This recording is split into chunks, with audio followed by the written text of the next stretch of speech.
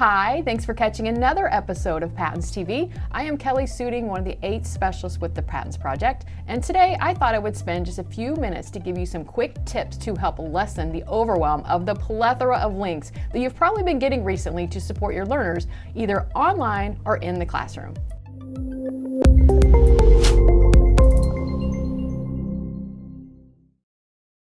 So, if you're like I used to be, you attend a professional development, you bookmark a ton of new ideas and tools, you get excited about them and want to try them out all at once. You then share them with students and have this excited expectation that they will take it and run with it because you feel like it would really help them. And then here comes the burnout.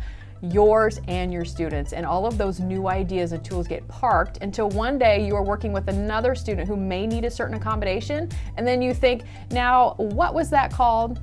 So one thing I tell my fellow educators is to focus on the student and not necessarily that tool, which is why today I want to talk about the SETT Framework, because it does exactly that for you when you are considering assistive technology tools for your students. So that is an acronym, SETT.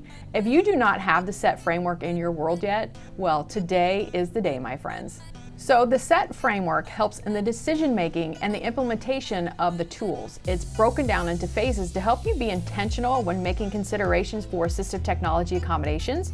And Joy Zabala, who is a dear friend of the PATINS staff, has so graciously created forms for immediate use, so there is no need to recreate the wheel. What I love about the SETT Framework is that the student is always in the forefront of every single phase. So the S stands for student, and it's really focusing on the abilities of that student, their concerns or interests, and what exactly are the expectations. And the framework supports with remaining with high expectations and not lowering them. I appreciate this framework because the S, or the student, does not get parked in the process. The student stays side by side with the E to the T and to the T. And the E is for the environment. It makes you really be intentional in making considerations about not only the physical space, but also supports for instruction and if it's accessible, if staff does or does not have high expectations for that student.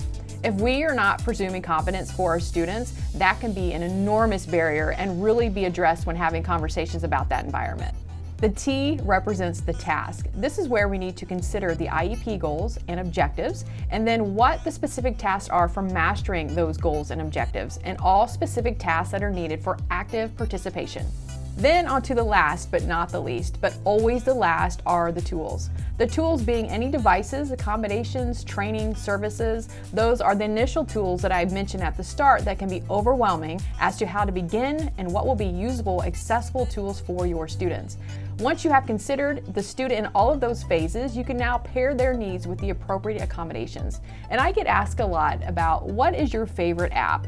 And I always respond with, well, what is the goal? I do want to say to remember that new tools means training. These are new skills that need to be taught, otherwise students will get frustrated and want to give up. So for example, when using speech to text, there is typically a delay in the text on the device as we speak, and that really bothers some students and mixes up the fluidity of their writing. A solution can be to cover the screen with a piece of paper so that they do not focus on that delay and just speak. Then go back and read and make those edits.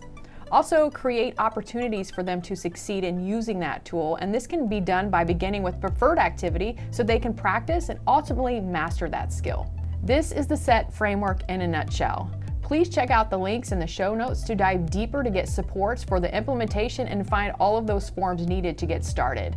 I hope this helps lessen that overwhelm of so many tools and not knowing where to begin. If you would like any tips or tricks on implementation of accommodations for students with autism or specific learning disabilities, or the SETT Framework, please feel free to reach out to me at ksuding at patinsproject.org. That is ksuding at PATINS project.org. Thanks for watching this episode of PATINS TV. Please know that if you are an Indiana educator, you may borrow assistive technology devices, solutions from our lending library at no cost.